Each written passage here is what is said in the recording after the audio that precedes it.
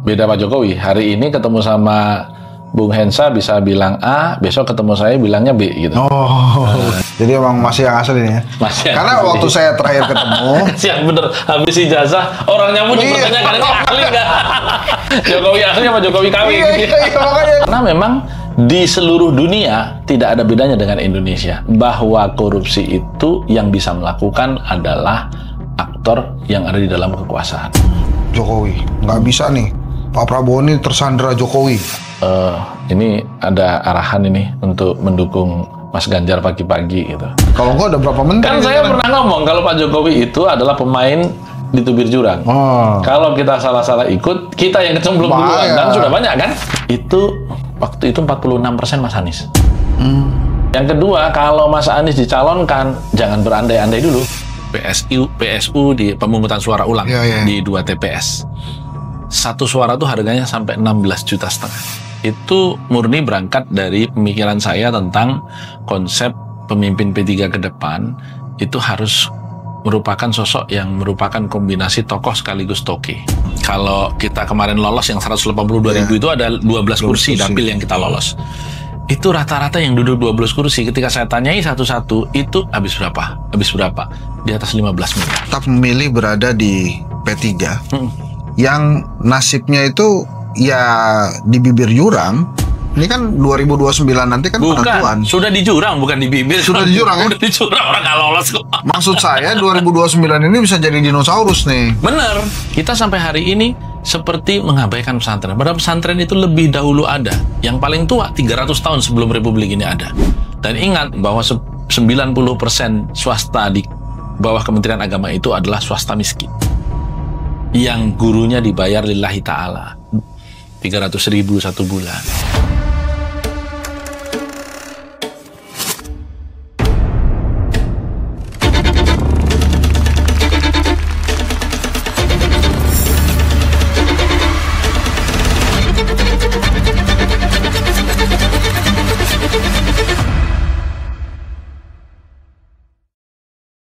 Bismillahirrahmanirrahim. Nah, Ketua Romi tadi kan kita sambil ngobrol, tapi rebusan masih ada. Masih ada ya?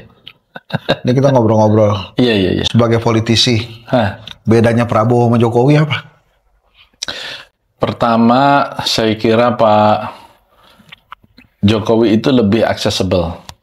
Ya, Pak Prabowo itu saya lihat lebih tidak accessible. Itu paling tidak yang saya tangkap dari informasi-informasi yang beredar. Artinya lebih protokoler lah gitu dibanding Pak Jokowi, karena Pak Jokowi itu kan tingkat spontanitasnya memang tinggi banget. Tapi pada sisi yang lain Pak Prabowo itu saya melihat orang yang komitmen. Gitu. Artinya AA BB.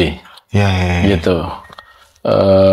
Beda Pak Jokowi, hari ini ketemu sama Bung Hensa bisa bilang A, besok ketemu saya bilangnya B gitu. Jadi memang pemain politik kelas berat ya. Kalau Pak Jokowi itu memang canggih lah. Canggih. Ya kalau orang yang mengaguminya canggih, orang yang membencinya curang gitu. Jadi tergantung siapa yang ngomongin begitu ya. Gini Ketua. Kan termasuk orang dekatnya Pak Jokowi kan belum sempat diralat nih sama Ketua ini kan. Karena yang viral itu memang dekat sekali. Ada desas-desus. Wajahnya Pak Jokowi berubah katanya. Itu gimana sih ceritanya? Bahkan ada desas-desus. Jokowi yang ini bukan Jokowi yang kemarin gitu. Dasar ya. Jadi cerita-cerita itu apalagi kan ada beberapa, ini mohon maaf juga ya Bu Iriana kan ada beberapa kali katanya Bu Iriana nggak mau digandeng gitu.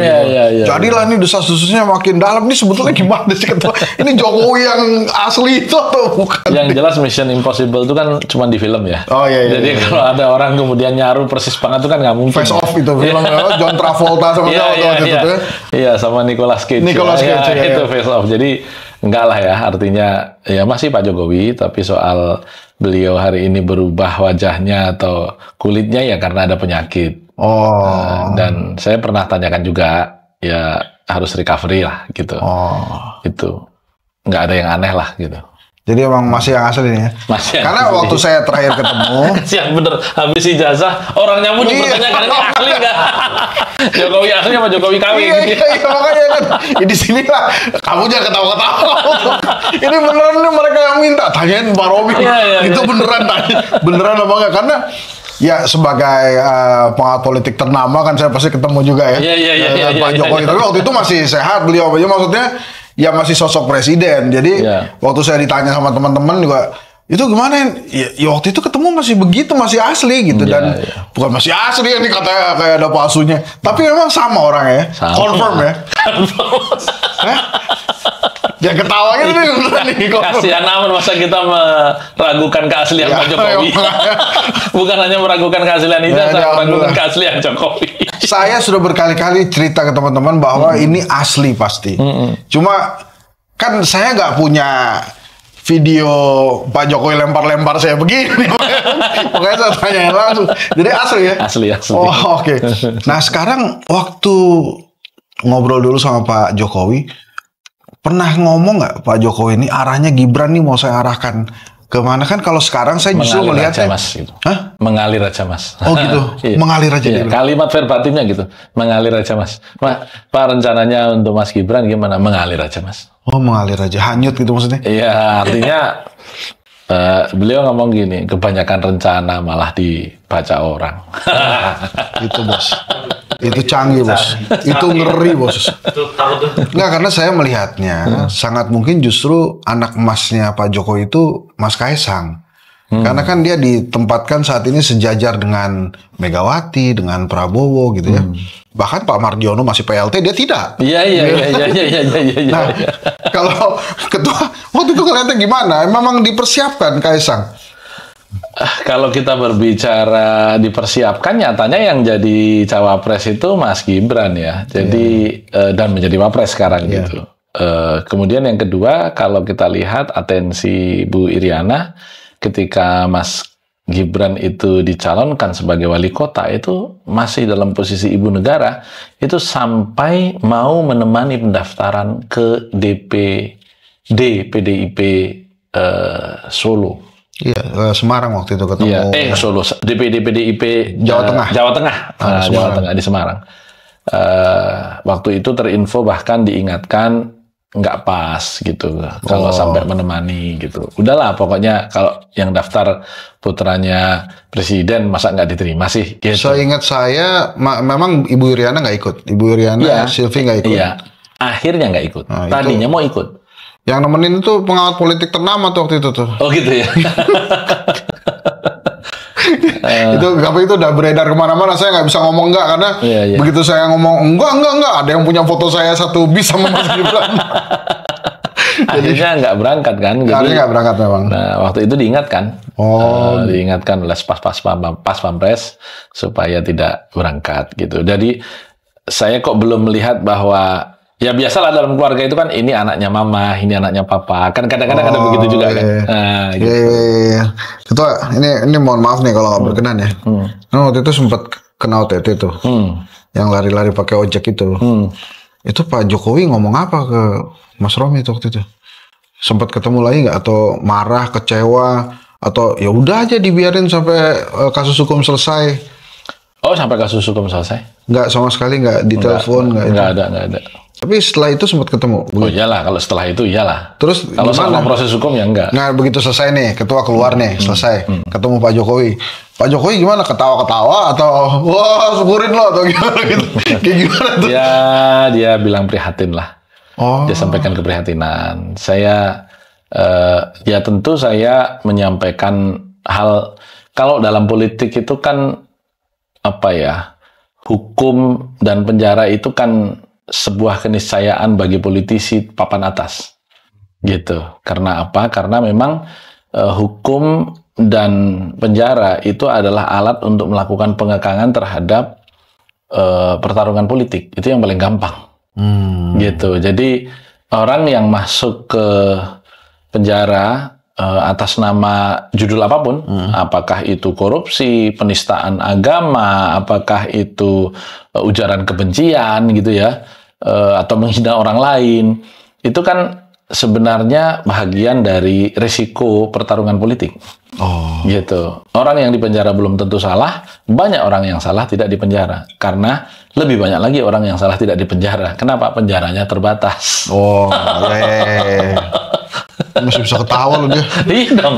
Karena saya selalu mengatakan bahwa di Indonesia itu yang namanya pejabat 99% itu korup. Yang membedakan cuma 5 hal.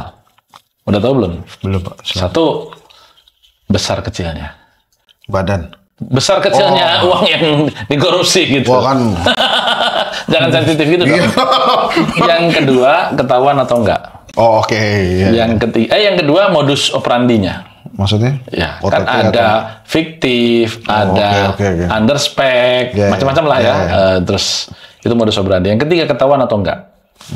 Kalau ketahuan, yang keempat bisa dibuktikan atau tidak. Yang kelima, banyak sedekahnya atau tidak. Karena kalau banyak sedekahnya 86 juga.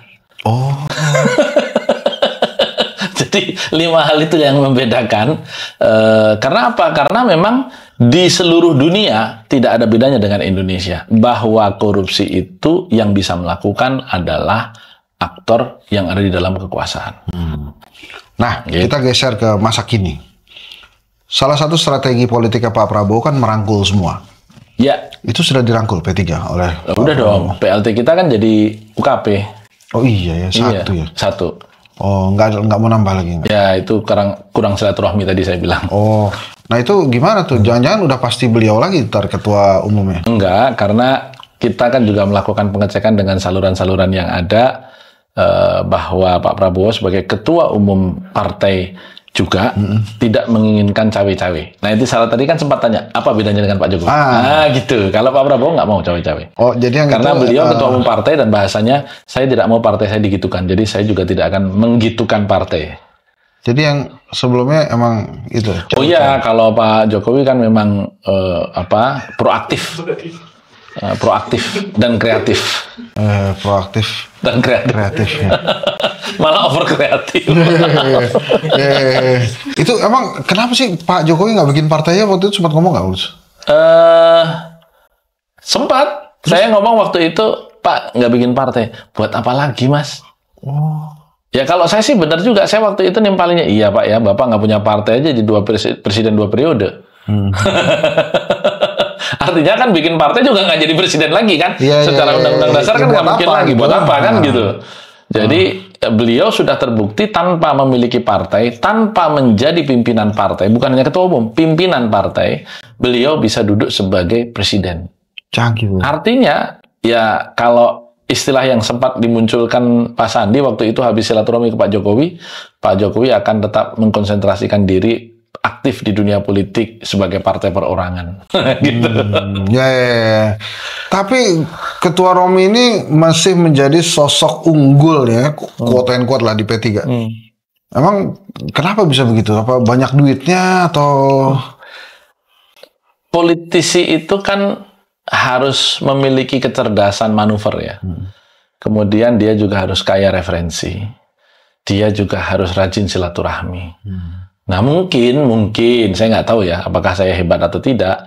Ya kita cuma banyak teman aja. Cuma banyak teman. Jadi kalau sekarang ini kita masih bergerak di P3 dan kemudian ada teman-teman wilayah atau cabang yang masih mendengarkan saya, wajar saja karena memang sampai tahun 19 wilayah-wilayah ini kan masih bentukan yang saya jadi ketua umumnya. Yang kedua ya karena alhamdulillah masih banyak silaturahmi. Ya, sebelum teman-teman nanya, saya mau masuk ke ini ya, teori konspirasi. Ya, gimana? Katanya partai-partai politik di Indonesia itu pasti ada jejaring asing yang membiayai, yang mempengaruhi, yang menjaga. Mungkin ada, tapi terpikirkah siapa asing yang mau membiayai intervensi di tempat lain? Kan melalui partai politik. Indonesia kan kaya, tapi kan tidak harus melalui partai politik. Dia akan mengintervensi partai politik yang berada di kekuasaan. Karena dulu saya dapat cerita dari salah satu country manager, masih hidup orangnya, dari satu bank asing di Indonesia. Ketika menjelang Pak Harto jatuh tahun 98, ada negara asing yang melakukan penggelontoran jumlah besar-besaran untuk membiayai demonstrasi jatuhnya Pak Harto. Dan itu dilakukan bahkan melalui dalam tanda petik langsung kedutaan besarnya. Karena yang memiliki rekening di bank tersebut adalah kedutaan besar tersebut. Dan jumlahnya saat itu masih sangat fantastis. 300 miliar. US dollar. 300 miliar rupiah. Oh, oke. Ya, tapi di tahun itu, itu luar biasa. Di tahun itu sangat luar biasa. Di tahun 98 itu. Bahkan country manager ini sampai dipanggil sama petinggi Bank Indonesia, diprotes karena Anda tahu bahwa kita ini inflasi sedang tinggi-tingginya, 70% waktu itu kan.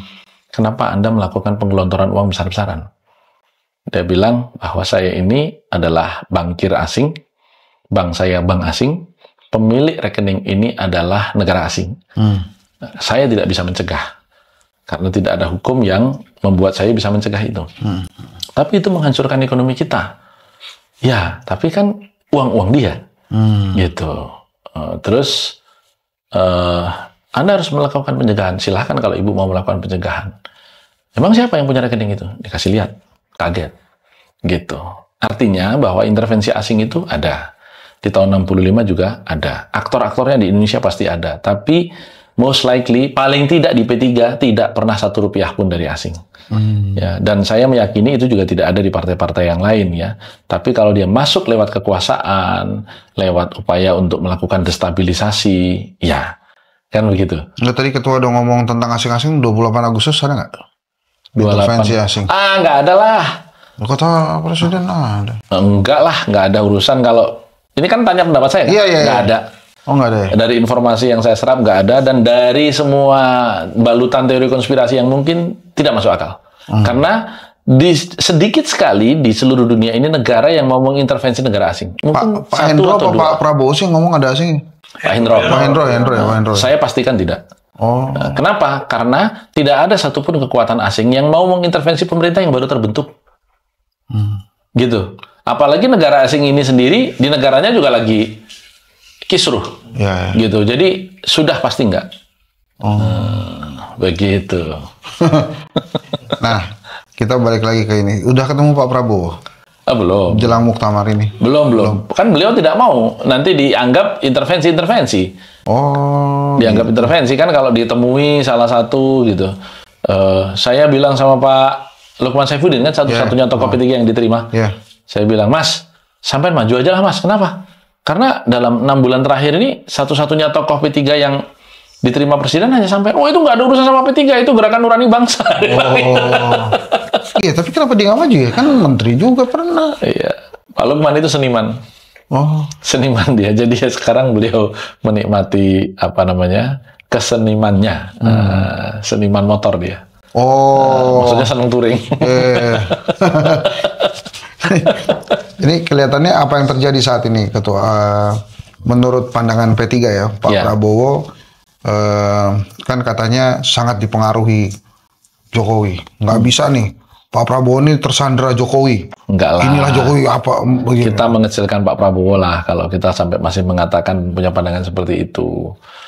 Bahwa pembantu-pembantu Pak Jokowi itu masih ada di kabinetnya Pak Prabowo. Kan memang temannya Pak Prabowo di kabinet selama 5 tahun. Kalau kemudian beliau merasa nyaman, terus kemudian kemampuan ada, ya kenapa tidak dipertahankan? Yang kedua, ya sudah pasti ada titipan juga lah dari Pak Jokowi. Dan itu wajar kan, karena memang jangan sampai keputusan, maksudnya jangan sampai terputus lah proses pembangunan itu berkelanjutan. Tapi kita juga tahu kan bahwa reshuffle yang terjadi di belakangan itu kan juga terbaca sebagai dejokowinisasi kan, gitu. Artinya orang-orang dekat Pak Jokowi relatif satu persatu tanggal begitu. Dan Pak Prabowo itu, saya 2014 itu dampingin beliau sebagai ketua divisi strategi kampanye Prabowo Hatta, dan naik turun bersama di pesawat itu mungkin ada 3 atau 6 bulan ya, saya lupa waktu itu. Beliau itu orang yang setia kawan. Right or wrong is my friend, gitu. Itu setia kawannya Pak Prabowo itu saya kira tak terbantahkan. Sehingga saya tidak pernah membayangkan juga kalau Pak Prabowo memang kemudian berhadapan dengan Pak Jokowi. Karena once for a lifetime loh. Kalau Anda dijadikan presiden, kemudian melupakan ya orang boleh mengatakan bahwa ya enggak lah itu ikhtiar Pak Prabowo, tapi kan pada akhirnya Mas Gibran digandengkan untuk kepentingan itu. Dan saya melihat Pak Prabowo bukan tipikal yang kemudian meninggalkan, tapi bahwa pelan-pelan melakukan ikhtiar untuk menunjukkan bahwa ya I am is who I am gitu. Jadi, waktu itu Gus Romi nggak ditelepon Pak Jokowi. Kenapa partaimu nggak bareng anak saya gitu nggak? Malah kita waktu itu terinformasi dari PLT Ketum sekarang ini ada arahan ini untuk mendukung Mas Ganjar pagi-pagi gitu. Saya mendukung Mas Ganjar ya. Saya waktu itu tanya, gimana ceritanya Mas? Kok pagi-pagi bener kita kasih dukungan? Iya ini arahan Presiden. Terus di mana kasih arahan? Waktu saya naik mobil dari pasar kota Depok ke Istana Bogor gitu. Apa arahannya? Dikasih tahu, seminggu lagi Mas Ganjar mau deklarasi. Jangan sampai P3 ketinggalan loh. P3 kan bukan partai besar. Nanti kalau ketinggalan nggak kebagian gitu. Nah, menurut PLT terjemahannya adalah dukung Ganjar gitu. Ternyata ada perintah lanjutan gitu, bukan dari Presiden gitu. Mana sih ya? Kalau enggak ada berapa menteri? Kan saya pernah ngomong kalau Pak Jokowi itu adalah pemain di tubir jurang. Kalau kita salah-salah ikut, kita yang kecemplung duluan. Dan sudah banyak kan yang kecemplung duluan itu. Ya anggap aja P3 termasuk yang kecemplung duluan. Tapi apakah gara-gara itu makanya nggak lolos? Salah satunya karena sesungguhnya partai ini sudah menggelar survei terbatas. Ya, lebih valid lah ya daripada nggak ada survei. Kita kirimkan survei Monkey kepada seluruh ketua, sekretaris, dan bendahara P3 seluruh Indonesia. 1.500 orang kan berarti 500 kali 3 gitu. Dan memang tidak semuanya kembali, tetapi kemudian kita mendapatkan waktu itu dari ketua, sekretaris, dan bendahara P3 saja kecenderungan hatinya, karena kita mengatakan pilihan Anda itu tidak berpengaruh apa-apa terhadap eksistensi Anda di P3. Kita hanya ingin memotret. Itu waktu itu 46% Mas Anies. Jadi ketua, sekretaris, bendahara P3 itu 46% Mas Anies, kemudian 26% Pak Prabowo, 18% Mas Ganjar. Selebihnya nggak jawab. Gitu. Artinya sebenarnya kecenderungan kita itu Mas Anies. Itulah kenapa kita ketika mengusung Mas Ganjar tidak dapat kotel efeknya. Nah, saya memiliki sebuah keyakinan bahwa oke, kalau kotel efek nggak dapat, asal ada efek yang lain, yaitu capital efek ya, itu masih bisa mengkompensasi. Nah ternyata kapitalnya juga tidak dapat, gitu. Sehingga akhirnya ya kita nggak dapat efek positif apapun dari Pilpres kemarin gitu. Ya. Artinya P3 memilih calon presiden yang tidak sesuai dengan basis konstituensinya, dilakukan dengan sadar, tapi kompensasi untuk menjawab itu tidak kunjung datang. Ini menuju suara anjlok. Menuju muktamar panas nggak di dalam P3? Adem-adem aja sih, cuman ya tiap hari ada konsolidasi. Oh, antar calon atau antar pendukung calon lah. Artinya ada wilayah yang memberikan dukungan kepada Pak Agus, kepada Gus Yassin, ada wilayah yang memberikan dukungan kepada Pak Mar, semua mobilisasi satu sama lain, dan buat saya bagus karena itu menunjukkan dinamika ketimbang yang aklamasi gitu. Jadi Pak Suarso nggak ikut? Pak Arso enggak. Pak Arso memberi dukungan penuh kepada Pak Agus. Oh, gitu. Kalau para senior, semuanya memberi dukungan kepada Pak Agus. Sebenarnya Pak Agus itu bukan karena Agus Suparmantonya, tetapi karena keinginan adanya perubahan. Oh. Gitu. Semua senior, semua ketua majelis-majelis partai, Ki Hajar Kasih Nur, ketua majelis kehormatan, saya sendiri ketua majelis pertimbangan, ketua majelis pakar Profesor Priyono, ketua majelis syariah Kiai Mustafa, dan semua pimpinan-pimpinan majelis memberi dukungannya kepada Mas Agus bukan karena tidak suka dengan Pak Mardiono, tetapi karena evaluasi total bahwa kemarin itu sudah gagal. Nah, karena gagal, ya sudahlah. Apa yang sudahlah gitu. Kenapa nggak aklamasi aja, Gus? Ini kayak saya kepilih jadi ketua IKA Fikom 4 aklamasi saya. Kan jadi murah meriah gitu. Iya, kalau aklamasi di Ikatan Alumni kan memang tidak ada kursinya kan gitu. Kalau ini 966, Bro. Ini satu lagi gitu sebelum teman-teman. Iya. Undang-undang perampasan aset menurut Gus Romi, Ketua Romi, gimana tuh? Saya terus terang saja saya termasuk yang belum membaca ya draft-draft akademik yang muncul, kemudian apa namanya ya itu seruan ya seruan. Seruan di sini ada nih. Ya betul. Memang mendorong kita segera disahkan ya undang-undang perampasan aset. Betul. Semangatnya kita dorong, tetapi memang detailnya itu memang kita harus bahas. Tetapi P3 dalam posisi mendukung itu, bahkan lebih jauh lagi sebenarnya kalau kita mau memperbaiki bangsa ini, menghilangkan korupsi yang makin sulit, ya saya lihat itu bukan hanya undang-undang perampasan aset, undang-undang pembatasan transaksi tunai. Kalau mau semua transaksi di kita harus cashless. Itu saya yakin korupsi hampir hilang. Terus yang kedua, penggunaan cryptocurrency itu harus teridentifikasi KYC-nya, know your customer-nya. Singapura melakukan itu. Tapi kalau cashless semua nggak repot apa Ketua? Loh, negara-negara yang maju semuanya sudah hampir cashless. Itu katanya masuk dalam bagian teori konspirasi tuh. Kenapa? Ya kalau semuanya QRIS, nggak ada cash-nya, tiba-tiba mati listrik, nggak ada sinyal, runyam negara itu Ketua. Ya, tapi kan backup plan selalu ada. Backup plan selalu ada. Jadi ya, kan ada kondisi-kondisi emergency dalam hal terjadi mati listrik serempak seluruh negara. Misalnya gitu kan, bisa dibuat di dalam pasal. Itu pernah kan kemarin yang Bali dan NTB apa ya? Kemarin tuh yang Bali blackout. 1 hari blackout itu kan. Ya. KACAU tuh kacau. Iya. Itu nggak ngeri ya waktu Ketua? Ya memang. Tapi kan kalau kita berbicara, kan tadi semangatnya untuk melakukan perbaikan ke depan. Kalau kita mau perbaikan ke depan ya harus cashless, mau nggak mau. Karena itulah yang ikhtiar formil yang bisa digunakan di era digital hari ini. Dulu kan nggak bisa begitu. Karena transaksi tidak bisa non tunai. Sekarang makin non-tunai banyak, kenapa tidak? Gitu. Ketua, ada nggak politisi yang miskin? Politisi yang miskin? Ada nggak? Hari ini semakin sedikit. Yang jelas, kaya dulu baru jadi politisi masalahnya.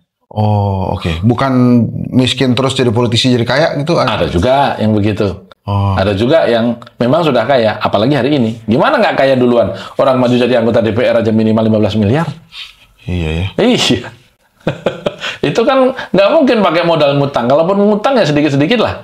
Modal sendirinya pasti banyak. Itulah kenapa hari ini di DPR saya disampaikan oleh salah satu anggota kabinet, saya ini harus mengeluh ke Gus Romi nih. Kenapa?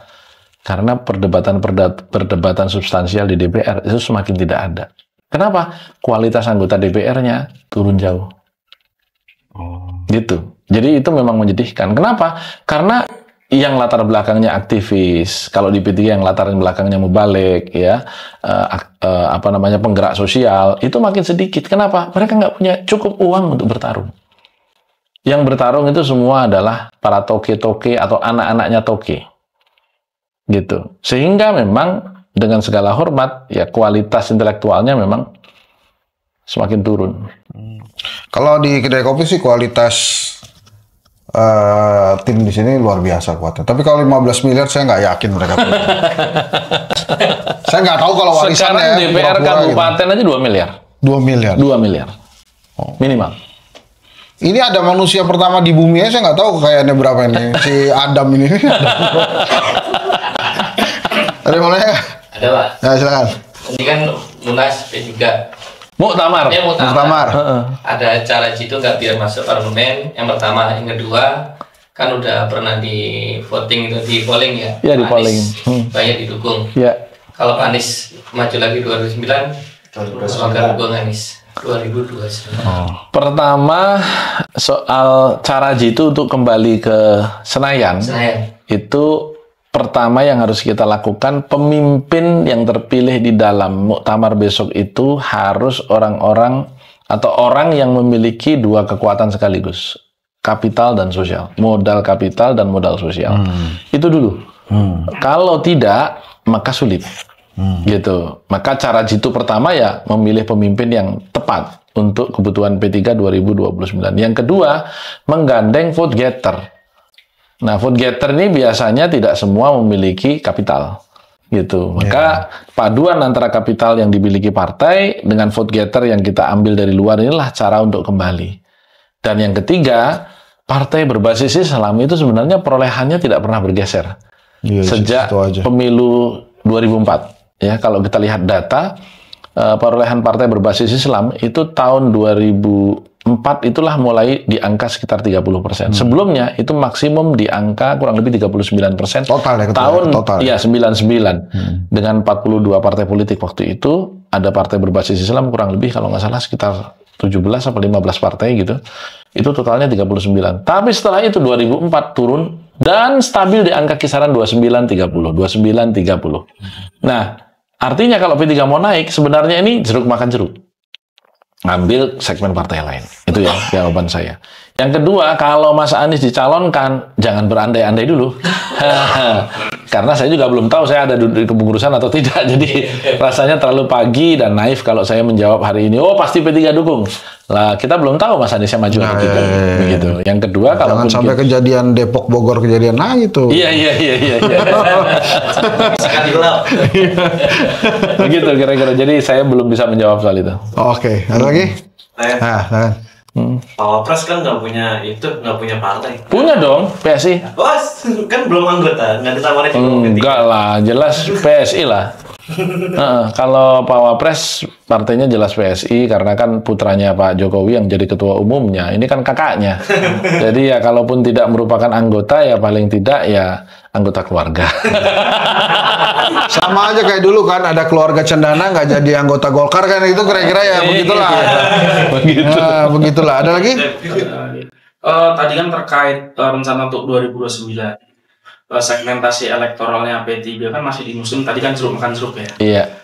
Cuman selama ini kan orang awam ngertinya P3 itu identik sama NU gitu. Iya. Padahal kalau kita flashback ke tahun 73 kan ada Parmusi, Verti segala macam. Faktualnya sekarang sebenarnya sebagian besar basis masanya P3 dan pengurusnya itu memang ansih NU sebagian besar atau sebenarnya tadi ada Parmusi, Perti. Itu kan mungkin nanti juga berkaitan dengan strategi segmentasi elektoralnya kayak gitu. Masih sama sebenarnya, makanya ada salah satu calon yang Profesor Husnan Bifanani itu, pendiri Pondok Pesantren Gontor, itu kan ketua umum Parmusi. Jadi ya pasti bahwa kita itu masih ada NU, segmen terbesar di Parmusi itu kan Muhammadiyah. Karena Parmusi ini didirikan oleh 14 ormas Islam, yang terbesarnya adalah Muhammadiyah gitu ya. Jadi masih sama segmen kita, hanya memang di masing-masing segmen itu kita berkurang signifikan. Dan hari ini afiliasi ideologis itu semakin cair, dan yang makin kental itu adalah afiliasi transaksional. Artinya nomor piro wani piro gitu ya, itu kenyataan politik hari ini, dan masyarakat kita menjadi semakin terbiasa. Beberapa surveyor politik mengatakan kepada saya bahwa ketika tahun 98 mereka survei ke preferensi masyarakat kita, ditanya apakah Anda akan memilih seseorang yang memberi untuk duduk sebagai calon anggota DPR, DPRD, kabupaten kota pilkada maupun provinsi. Itu tahun 98 itu katanya 70% menyatakan tidak. Tapi hari ini di survei-survei exit poll terakhir tahun 2024 itu 80% mengatakan iya. Meskipun ditanya lagi akan memberi kepada yang terbanyak atau memberi kepada yang terakhir atau memilih sesuai hati nurani gitu. Nah, rupanya masing-masing memiliki porsi. Maka saya katakan, bagi para caleg yang akan membagi uang, pastikan Anda memberi yang terakhir dan terbanyak. Supaya cespeng. Karena tingkat keberhasilan politik uang ternyata hanya 30%, Bung Henry. Bukan kok kemudian ngasih itu udah pasti dapat 100%, enggak, 30%. 30% bahkan itu 15%-nya karena terpapar yang terima duit. Enggak, artinya orang ngasih, orang dikasih, itu akan memilih sesuai dengan yang ngasih, itu hanya 30%. Itu pun paling top. Rata-rata bahkan ada yang sampai cuma 15%. Jadi sebenarnya kayak menggarami laut gitu. Tapi kan orang membayar sesuatu itu rasanya sudah seperti membeli. Dan kalau mereka ditanya, nggak usah bayar lah. Orang pada akhirnya kamu hanya dapat 15-20% suara. Saya bayar aja nggak jadi. Kalau saya nggak bayar, pagi-pagi saya udah nggak jadi. Iya. Bahkan kalau di kedai kopi itu punya daerah-daerah mana yang money politiknya tuh tinggi banget. Ada daerah-daerah mana yang misalnya mana tuh misalnya money politiknya di Sumatera Barat itu kecil banget, Jawa Tengah tuh gede banget. Jawa Tengah tuh malah gede ya? Gede. Oh. Jadi nanti kita bisa kerjasama lah. Iya. Jadi gitu Gus, kira-kira. Ya. Nah ini ada satu ciri khas nih Gus, kalau di podcast ini. Mau nyampaikan apa ke Pak Prabowo? Wah, jadi kemana nih? Sini ya? Menyampaikan kepada Pak Prabowo ya. Bapak Prabowo yang saya hormati, kami memberikan dukungan penuh kepada Bapak untuk memimpin bangsa ini segera lepas landas ekonominya, karena dalam beberapa bulan terakhir seiring dengan perlambatan ekonomi dunia, memang Indonesia juga mengalami perlemahan. Kalaupun angka BPS itu naik, tetapi kenyataannya omset UKM yang disurvei sama Bung Hendri ini tadi katanya masih susah. Iya. Karena itu mohon Pak segera nyata dan buktikan dukungan Bapak untuk memberdayakan produksi dalam negeri ini, terutama melalui program flagship Bapak, makan bergizi gratis, supaya tidak memakai food tray impor dan yang diduga mengandung minyak babi. Iya. Terus dibantah sama Babe Haikal. Enggak. Gitu. Terima kasih teman-teman. Terima kasih Gus Romi. Ya, terima kasih Ketua ini. Terima kasih. Mudah-mudahan apa yang kita bicarakan hari ini bermanfaat untuk Indonesia. Amin. Assalamualaikum warahmatullahi wabarakatuh. Waalaikumsalam warahmatullahi wabarakatuh. Bismillahirrahmanirrahim. Assalamualaikum warahmatullahi wabarakatuh. Waalaikumsalam. Ini yang mana ini kameranya? Sekarang tuh di Hendri Satrio Official kameranya banyak, ada 4. Ini saya kedatangan Ketua Romi nih. Ini tetangga saya, sahabat saya juga lama. Terima kasih Ketua udah hadir ya. Terima kasih. Makin sterk aja badan. Jadi gimana P3 Ketua? Ya P3 masih tetap 3, tidak 4. Kalau 4 kan jadi P4. Makasih loh informasinya. Ini saya sama P3 dekat karena guru ngaji saya P3. Kalau zaman dulu yang namanya guru ngaji biasanya P3. Iya, biasanya P3. Alhamdulillah bukan PKI ya. Iya. Banyak P3 tuh. Tapi ini cerita sedikit dong Pak. Jadi kita pengen tahu juga waktu diputuskan akhirnya memang tidak lolos Senayan walaupun hanya tinggal 0,8%. Ya. 0,18%. Oh, 0,18%. Karena kita dapatnya 3,82%. Wah, itu dia. 0,8% sekitar 200.000 suara kalau 182.000. Nah, itu dia. Itu suasana kebatinan di P3 waktu itu gimana? Waduh, suasana kebatinannya sambil di ini ya Ketua. Campur aduk. Artinya ini dalam 11 kali pemilu baru pertama kali kita nggak lolos. Dari sejarah 51 tahun juga baru pertama kali. 51 tahun waktu itu ya, tahun 24. Dan cukup mengejutkan karena kita tidak pernah menyangka kita tidak lolos. Di sisi lain kita akan tahu persis juga bahwa waktu itu ada satu partai politik yang sedang dibantu melakukan operasi untuk bisa lolos. Oleh kekuatan suprastruktur negara. Dan itu membuat angka penyebut, kan ada pembilang, ada penyebut kan? Ya. Nah, pembilangnya mungkin tetap, tapi penyebutnya ini jadi gede, karena ada yang mau dibantu lolos dengan memindahkan suara tidak sah. Karena kalau mengganggu suara partai lain, ketahuan. Dan ini nggak mungkin kita sebut partainya lah ya. Oh, nggak mungkin. Nggak mungkin kita sebut partainya, cuma kita meraba-raba ya. Iya. Gitu ya. Dan raba. Baru ngubah logo ya partainya. Nggak belum gitu juga ya. Rabaan Bung Hendri ini biasanya nggak salah biasanya gitu. Jadi itu terjadi begitu, sehingga akhirnya kita tidak lolos. Nah, apa yang terjadi kemudian? Kita berusaha untuk melakukan recovery dong, ya, melalui gugatan di Mahkamah Konstitusi. Dan gugatan itu kan sebisa-bisanya memang kecurangan di lapangan itu terjadi aja. Karena kita juga mendapati ada beberapa basis-basis suara kita yang menjadi tidak masuk akal, tiba-tiba kita tinggal satu suara gitu dalam satu TPS yang itu merupakan TPS basis gitu. Yang biasanya 20, 30 gitu, cuma 5 gitu. Nah, ternyata memang operasi itu ada gitu. Sehingga kita berusaha menggugat ke MK dengan segala macam ikhtiar yang kita mampu, tapi ternyata ya ada kelemahan di kepemimpinan nasional P3 saat itu yang sampai saat ini juga masih kurang banyak silaturahmi. Ya kan silaturahmi itu menambah rezeki, termasuk rezeki suara kan begitu. Nah, karena kurang banyak silaturahmi yang nggak dapat tambahan rezeki suara. Maksudnya emang silaturahmi muzi itu. Nah, terus gimana tuh? Jadi akhirnya ya nggak lolos. Akhirnya singkat cerita nggak lolos. Nah, karena tidak lolos itulah maka kemudian gelombang di dalam untuk dimintanya adanya perubahan yang signifikan dari kepemimpinan nasional P3 ini kuat menggema sampai hari ini. Nah, akhir bulan ini kita muktamar. Oh, di mana tuh? Di Mercure Ancol. Di Mercure Ancol, dan kita berusaha menghadirkan visi baru P3 dengan pemimpin baru. Kombinasi antara tua dan muda atau generasi kolonial dan generasi milenial, terus kombinasi antara kader dan non-kader. Karena kita melihat dan menengarai betul bahwa pertarungan politik hari ini tidak bisa dipisahkan dari kekuatan kapital. Jadi modal sosialnya adalah kader, modal kapitalnya ya kalau di dalam ada, dari dalam. Kalau dari dalam nggak ada, ya dari luar, kan begitu. Ini kan semua hukum besi politik hari ini yang sebenarnya saya sedihkan, saya prihatinkan. Kenapa? Karena pertarungan politik itu menjadi pertarungan elektoral, mesin belaka, bukan pertarungan ideologis, bukan pertarungan substansial, bukan pertarungan nilai. Nilai sih, tapi nilai rupiah. Sama-sama nilai.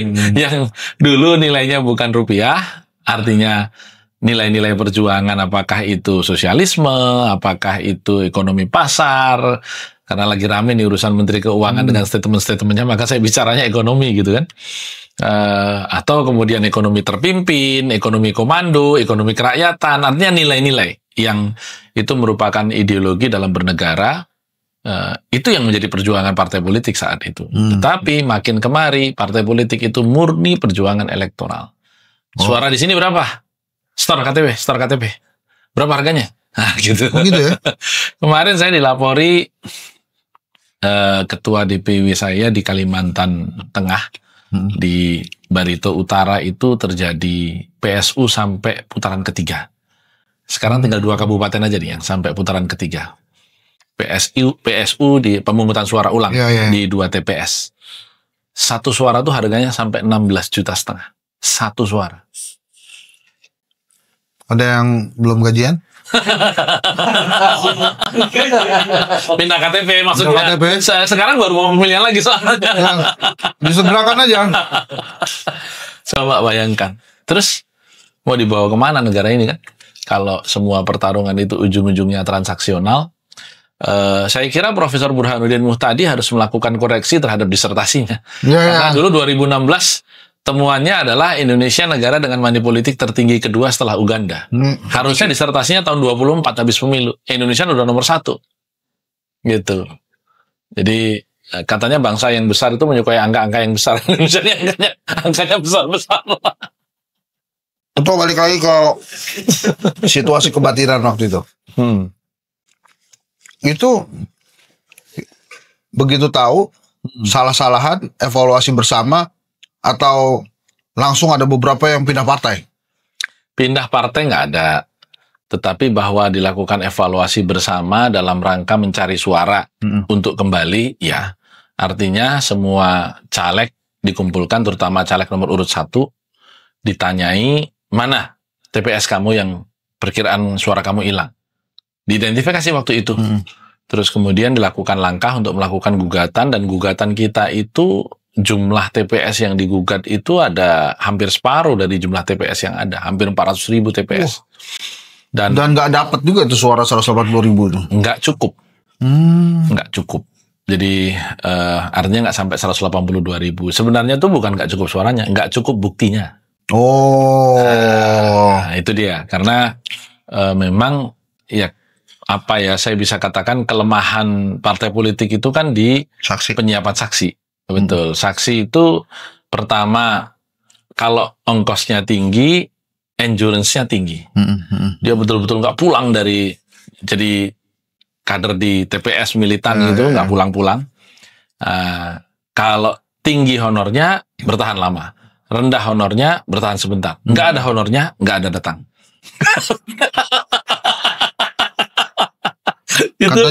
Itu kan kenyataan ya. Jadi waktu itu kita mencoba mencari bukti-bukti yang diperlukan, nggak cukup. Katanya ada perpecahan di P3. Kan ini gosip aja nih. Maaf. Calon kuatnya ada 3. Masing-masing pegang 1 P. jadi perpecahan gitu yang terjadi. Jadi nggak jadi P3 tuh, masing-masing pegang 1 P.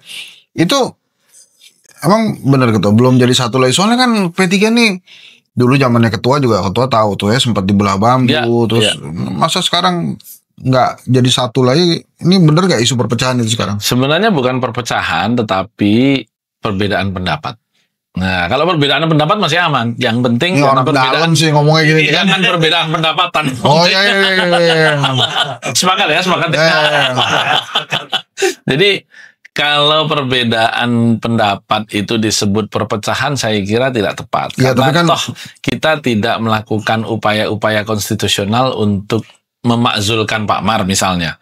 Beda dengan zaman 2014 dulu kan, sampai muktamar ganda. Akhirnya saya selenggarakan muktamar Islah di Pondok Gede tahun 2016. Itu kan jelas itu. Karena waktu itu kita terbelah betul-betul sampai tingkat DPW dan DPC. Kalau Pak Soeharto waktu itu dimakzulkan memang? Kalau Pak Harso dimakzulkan. Ya, oleh tangan-tangan kelihatan, bukan tangan-tangan nggak kelihatan. Tangannya ketua termasuk nggak itu? Enggak. Karena gosipnya saya bukan pengurus. Gosipnya berempat itu katanya memakzulkan itu. Saya nonton di siapa tadi? Di Afu di apa namanya? Nah ini sekalian nih kan. Iya. Bang Akbar Faisal pernah kesini juga. Jadi saya nonton tuh di podcastnya Afu tuh. 4 orang itu masuk nih. Biasalah kalau Pak Saiful memang sering overstatement.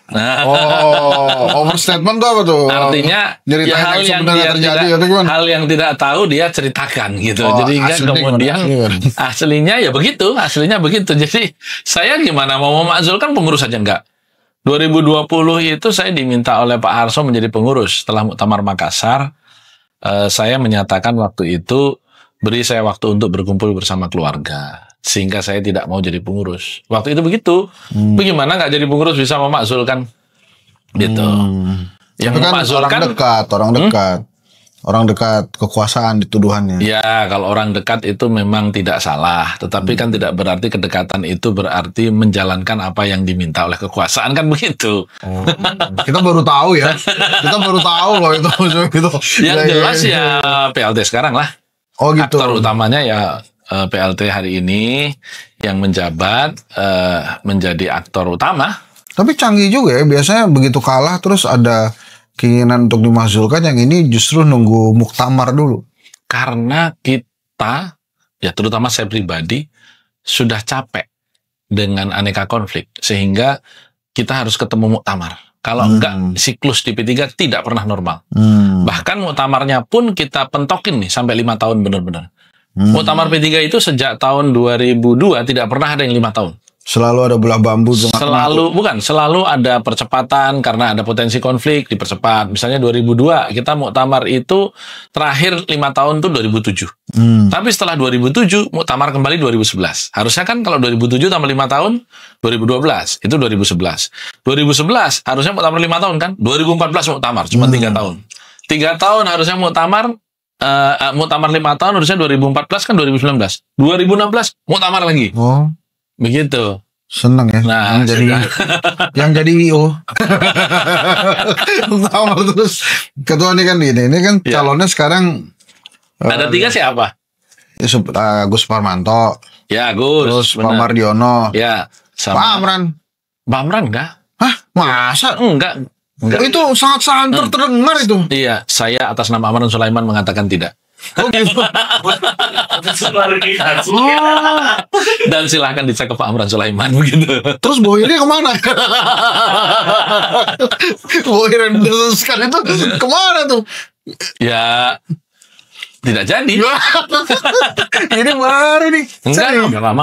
Oh ya? Udah lama. Oh. Jadi memang nama-nama yang sebelumnya itu berhembus itu murni berangkat dari pemikiran saya tentang konsep pemimpin P3 ke depan itu harus merupakan sosok yang merupakan kombinasi tokoh sekaligus toke.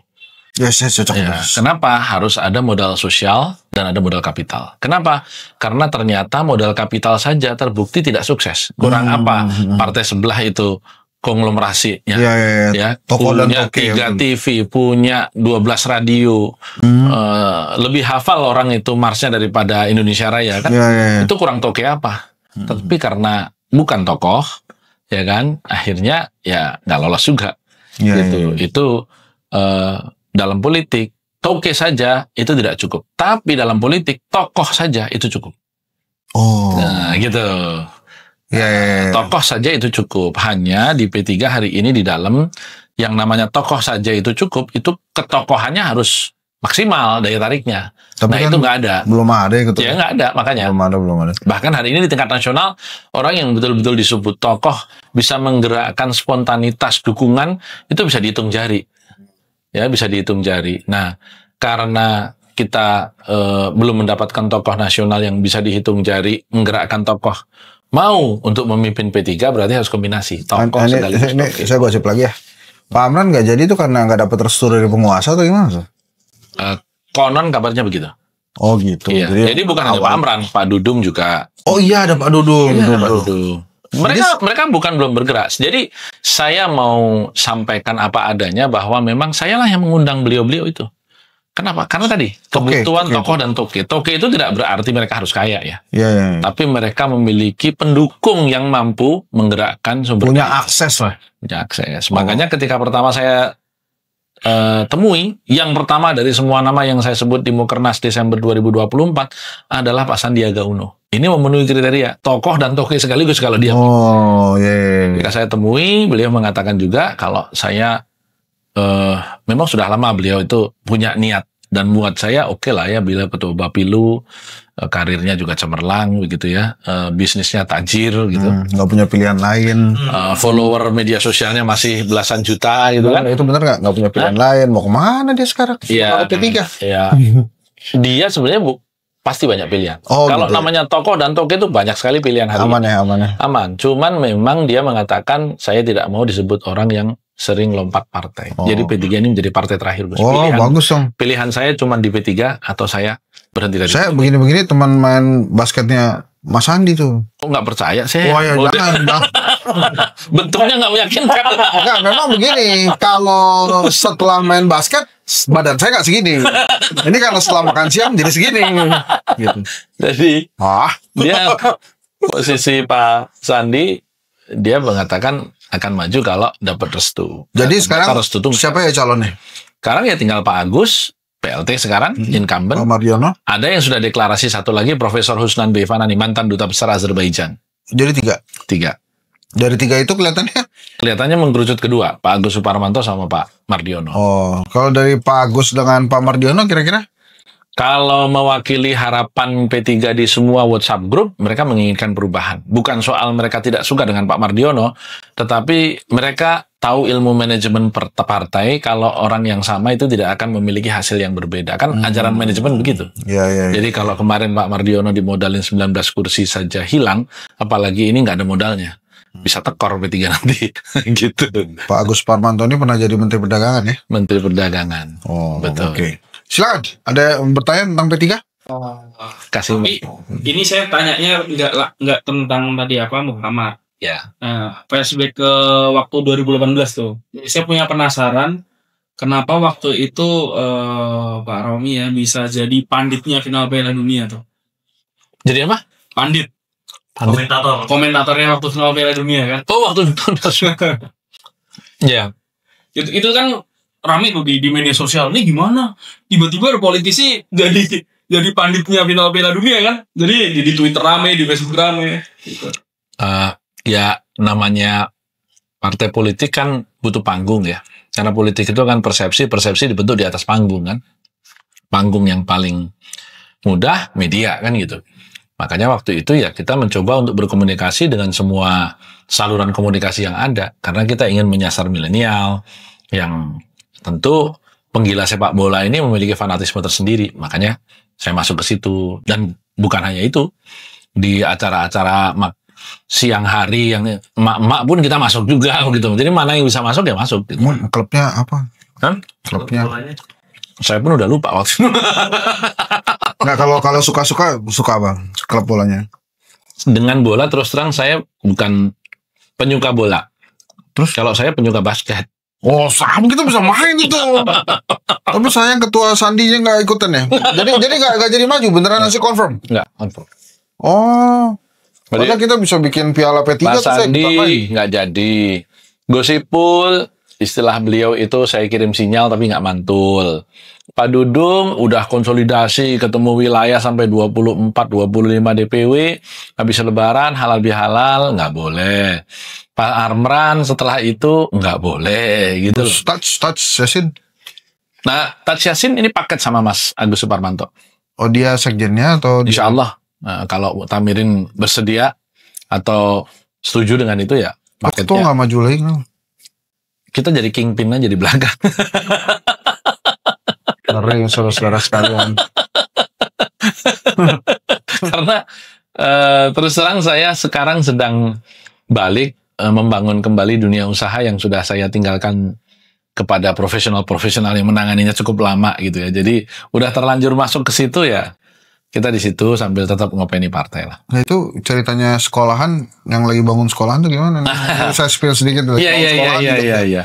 Kebetulan kami ada kerjasama dengan Polri untuk bangun sekolah itu. Jadi sekarang saya Polri bro. Tapi bukan soal Polrinya ya. Oh bukan ya? Bukan akademi kepolisian. Bukan. Ini sekolah program SMA Garuda yang menjadi andalannya Bapak Presiden kita. Kan ada sekolah unggulan tiap kabupaten yang menampung 1% dari lulusan SMA di seluruh Indonesia dan disiapkan untuk mengambil 100 kampus terbaik dunia dengan beasiswa. Oh, berapa hektar Pak di sekolah di Jogja? 8 hektar. Di sebelah mana Jogja Pak? Di Kaliurang. Di Kaliurang. Enak dong. Enak, dingin. Oh. Nah, boleh kalau punya anak didaftarin ke sana. Kok saya ada Pak anak loh. Kaliurang itu nanti jenis-jenis Taruna Nusantara gitu. Semacam itu, tetapi kebetulan sekolah saya itu memiliki penekanan madrasah diniyah takmiliyah kalau di boardingnya. Jadi ada pengayaannya madrasah diniyah takmiliyah. Kalau yang Polri punya nilai-nilai kebayangkaraan. Nah, saya sih kalau ada P3 bangun sekolah di Jogja sih nggak kaget. Kan itu salah satu basis yang perebutkan juga tuh. Ora adil dulu kan gitu ya kampanyenya kan, ngelawan kampanyenya Golkar dulu tuh ora adil. Nah apa Ilham mau nanya kenapa Agus Suparmanto yang akhirnya ada di pusaran bursa itu dari sekian banyak tokoh politik dengan banyaknya nganggur juga banyak kan, ada mantan capres juga ada yang nganggur gitu kan, kenapa akhirnya Agus Suparmanto dipilih untuk masuk bursa lah. Mantan capres siapa yang nganggur? Ada ya? Ada. Oh iya. Ada lah. Ya, sebenarnya mantan capres yang nganggur ya ada. Iya. Loh, udah saya hubungi juga. Oh itu juga. Oh sudah saya hubungi. Artinya begini loh. Sebagai pemain politik ya di P3 khususnya yang sudah puluhan tahun di DPP ya. Iya. Saya kan sudah bisa melakukan scan terhadap kemampuan SDM P3. Ini nggak harus outsourcing. Ya, sama dong kalau kita punya perusahaan yang di situ kita tidak ada kader dari bawah yang mumpuni, ya kita ngambil direktur dari tempat lain kan begitu. Ya tim sepak bola aja PSSI baru melompat setelah outsourcing kan. Kenapa tidak kita partai itu atas nama negara loh. Itu aja outsourcing gitu loh. Tapi kan memang pemikiran seperti saya itu pemikiran progresif yang ada beberapa komponen di P3 yang anti progresivitas. Ya terutama PLT sekarang dan timnya memang agak-agak terbelakang jalan berpikirnya itu, sehingga memang tidak mau menerima kenyataan bahwa kita butuh orang luar. Gitu. Saya melakukan outsourcing itu siapapun, ya. Tetapi ketika kemudian saat itu saya berbicara dengan tokoh-tokoh itu kan ada yang mau, ada yang tidak mau, ya. Ada yang mau tapi tidak boleh, nah gitu kan. Ada yang mau tapi tidak mampu, gitu. Artinya mau tapi kayaknya saya enggak deh, gitu. Kayaknya saya enggak mampu, Mas. Itu bukan hanya 4 nama yang saya sebut, itu ada nama-nama lain juga yang tidak muncul karena memang ketika saya ajak bicara, enggak. Selalu mereka mengatakan, kenapa nggak Mas Romi aja, bilang gitu. Kalau saya mampu, saya akan maju. Tapi masalahnya saya menilai diri saya tidak mampu. Karena kemarin itu kenyataan teman-teman yang lolos. Kan kalau kita duduk kemarin itu ada 12 kursi, Mas Hendri. Ya, 12 minimal kursi. Kan? Ya. Kursi minimal. Kalau kita kemarin lolos yang 182.000 itu ada 12 kursi dapil yang kita lolos. Itu rata-rata yang duduk 12 kursi. Ketika saya tanyai satu-satu, itu habis berapa? Habis berapa? Di atas 15 miliar. Itu termasuk Air Malena tuh, 15 miliar. Air Malena waktu NTB itu. Tuh. Ya. Artinya Bu Air Malena termasuk orang yang kemarin itu lolos. Ya, dan sumber daya yang dikeluarkan juga kurang lebih segitu karena kan ada dukungan partai juga. Itu orang lama kan? Orang lama. Ya. Nah, tapi saya bisa katakan 15 bukan diri sendiri ya. Artinya gabungan dengan nomor-nomor di bawahnya. Nah, itulah angka minimal untuk duduk sebagai anggota DPR RI. Bahkan di DKI Jakarta ada salah satu partai politik yang calonnya itu habis 100 miliar nggak jadi. Iya, dia ngumrohin orang. Iya. Gue tahu. Iya. Jadi sampai sebegitu dahsyatnya maju jadi anggota DPR. Maka bisa dibayangkan kalau kita mau lolos PT, anggap saja kita butuh 20 kursi lah ikhtiarnya gitu ya. Meleset-meleset dapatnya 15 gitu ya supaya tetap duduk. 20 kursi itu kalau 15 itu 300 miliar, Kang Hendri. Dan itu bukan angka yang sedikit loh. Iya. Ya, dan saya realistis saja. Ketika P3 kemarin masih ada di parlemen saja, mencari caleg tidak mudah. Lolos nggak nih partai? Gitu. Iya. Semua pertanyaannya begitu. Karena kita kemarin angkanya sudah tinggal 4,5%. Iya, dikit. Thresholdnya tinggal 0,5% gitu. Sama-sama orang punya duit, katakanlah 5 miliar, mending beradu keuntungan di partai yang sudah pasti lolos gitu. Itu P3 masih di parlemen. Sekarang P3 nggak di parlemen. Siapa yang mau nyalek? Kecuali bahwa dia dimodalin dalam tanda petik. Artinya vote getter, ya, tokoh, ada tokennya, dimodalin untuk maju.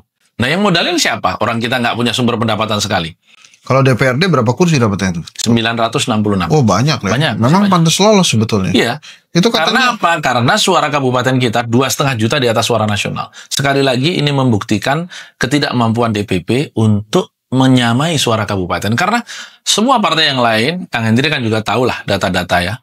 Itu suara nasionalnya selalu lebih gede daripada suara kabupaten kota. Kenapa? Sumber daya DPP itu ditumpahkan untuk suara nasional. Ditumpahkan kepada caleg DPR RI. Kok bisa P3 cuma 5,8 nasionalnya, tapi kabupatennya 8,3 juta. Ini saya terus terang ada salutnya nih. Dengan pengetahuan elektoral yang begitu dahsyat, Ketua Romi ini tetap memilih berada di P3. Yang nasibnya itu ya di bibir jurang. Ini kan 2029 nanti kan penentuan. Sudah di jurang, bukan di bibir. Sudah di jurang ya? Sudah di jurang, orang nggak lolos kok. Maksud saya 2029 ini bisa jadi dinosaurus nih. Bener. Bisa hilang gitu. Bener. Nah, dan Ketua Romi tetap setia di sini, ngurusin, bahkan sempat safari calon ketua gitu. Ya. Sebenarnya politik itu kan soal keyakinan. Saya masih meyakini politik itu memperjuangkan nilai. Ada nilai tentang politik Islam yang saya yakini ada di P3. Orang boleh mengatakan, aduh, lu jangan bicara agama deh. Korupsi juga ada di tempat partai lu. Jangankan partai politik. Lah agama kurang apa Islamnya kan begitu kan? Tetap aja korupsi itu ada di mana-mana. Jadi korupsi itu tidak mengenal partai, tidak mengenal agama, tidak mengenal sepanjang dia masih manusia, dia korupsi, kecuali malaikat aja. Gitu. Jadi nggak ada hubungannya. Tetapi di balik korupsi, di balik pelanggaran hukum, di balik buruknya citra, partai politik apapun apalagi P3, ada nilai yang diperjuangkan. Dan itulah kenapa partai ini ada. Karena kita memperjuangkan nilai-nilai agama untuk diundang-undangkan. Kan kalau senarai yang kita perjuangkan itu jejaknya jelas. Meskipun di semua survei itu ditangkap bukan sebagai isu elektoral. Mulai dari undang-undang pertama kali tuh, undang-undang bank syariah. Pertama kali itu perbankan syariah di dalam undang-undang perbankan tahun 91 Bank Muamalat. Itu P3 itu. Waktu itu kita ngotot perbankan Islam. Pak Harto nggak mau. Dia maunya perbankan syariah yang lebih netral begitu. Terus undang-undang zakat. Bagaimana bisa zakat yang diambil oleh las resmi negara yang diakui itu mengurangi pajak. Ya, itu undang-undang zakat, undang-undang haji, undang-undang wakaf. Jadi tinggal sedikit saja hukum Islam yang belum diundang-undangkan. Sehingga tugas P3 setelah dibentuk undang-undangnya mengawal implementasinya. Contoh, undang-undang pesantren. Kita sampai hari ini seperti mengabaikan pesantren. Padahal pesantren itu lebih dahulu ada. Yang paling tua 300 tahun sebelum Republik ini ada. Tetapi keberpihakan anggaran negara ke pesantren rendah sekali. Padahal dari mereka lah kita punya guru ngaji. Dari mereka lah kita punya ustadz-ustadz yang memberikan seruan dan pengajaran akhlak. Tapi anggaran mereka kecil sekali. Begitu. Jadi itu contoh. Misalnya ya, sederhana. Tidak banyak orang tahu, dan di antara yang sedikit tahu itu kami di P3. Bagaimana sekolah di bawah Kemendikbud itu 90% itu adalah negara. 70% itu sekolah negara, 30% swasta. Sementara sekolah di bawah Kementerian Agama, 90% itu adalah swasta, 10% itu negara. Artinya negara hadir di madrasah lebih sedikit ketimbang di sekolah. Artinya apa? Pendidikan madrasah tidak didukung negara sebagaimana negara mendukung pendidikan umum. Jadi yang di bawah Kemenak anggarannya jauh lebih kecil. Dan ingat bahwa 90% swasta di bawah Kementerian Agama itu adalah swasta miskin. Yang gurunya dibayar lillahi ta'ala 300.000 satu bulan gitu. Jadi itu kenyataan. Nah itulah yang kita mencoba untuk perjuangkan. Memang terkesan sektarian. Kenapa? Yang Partai Nasional sudah banyak banget. Kami didirikan memang hanya untuk itu. Itu satu alasan saya kenapa tetap berada di P3. Dan yang kedua, kita ini politisi. Dan kita ingin sebagai politisi itu ditulis oleh sejarah. Nah, kan gitu. Apa yang masih coba kita perjuangkan, kita mencoba mematahkan mitos partai yang sudah keluar dari Senayan tidak bisa masuk itu nggak bisa masuk lagi. Ini mau dipatahkan. Jadi mau dipatahkan tahun 29. Mungkin saya baru akan berpikir setelah tahun 29. Tapi insya Allah pikiran saya itu positif. Karena apa? P3 akan kembali. Sudah ngobrol dengan Pak Fadlizon supaya dicatat dalam sejarah. Apalagi silakan. Mau tanya lagi nggak? Kalau mau kita pindah ke dalam. Jadi gitu teman-teman ya. Karena Pak Ibnu dan Mas Ilham nggak ada pertanyaan lagi, kita siap-siap pindah ke dalam untuk yang lebih ngeri-ngeri sedap pertanyaannya ya. Sambil nunggu Ketua Romi menyantap rebusan. Assalamualaikum warahmatullahi wabarakatuh.